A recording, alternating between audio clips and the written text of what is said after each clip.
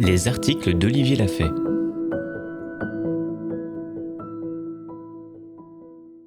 J'ai juste besoin d'être aimé. Du 24 août 2018.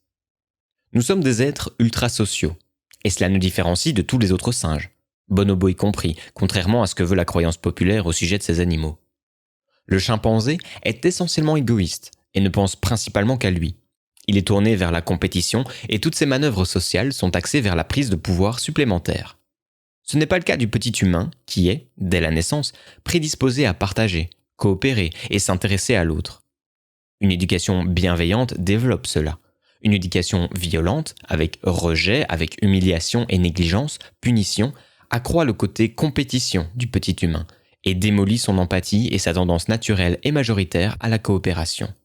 Il devient alors plus proche du chimpanzé et va, contre sa propre nature, glorifier la compétition et rire de la coopération, ou la valoriser que dans des cadres compétitifs.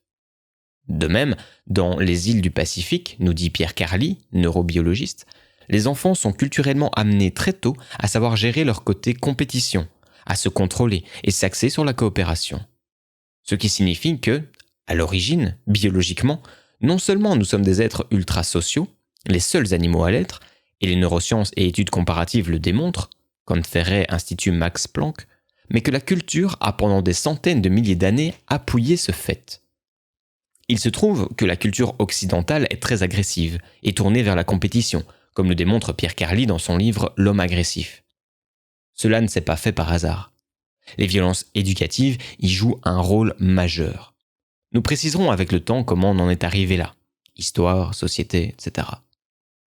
Concluons donc pour l'instant que ceux qui sont essentiellement mobilisés par la compétition sont des enfants fragiles, traumatisés, dès le plus jeune âge et qui, faute d'un amour parental vécu comme inconditionnel, compensent en recherchant le pouvoir et l'approbation. Le pouvoir pour ne plus se sentir impuissant face à la brutalité d'un monde qui, chez le petit humain, se résume à ses parents. L'approbation pour se gratifier dans le regard des autres, qui figure autant de parents aimants potentiels, et qui est destiné à renforcer malheureusement l'image, la cuirasse compensatrice, bâtie dès l'enfance pour continuer à vivre malgré le manque cruel d'amour parental. Nous vivons dans une civilisation narcissique, donc tournée essentiellement vers le culte des images et de son image, ce qui signifie que nous sommes quasi tous construits pour adhérer sans recul à la lutte pour la dominance, la compétition, afin de se sentir un peu aimé. Tout ce surinvestissement dans l'image ne serait pas présent chez la plupart d'entre nous, qu'en ferait Facebook, si l'amour était présent dans nos vies. 6 juin, un lien vers le livre Cybernetics, pour penser et se penser autrement, construire le tout corps-esprit autrement.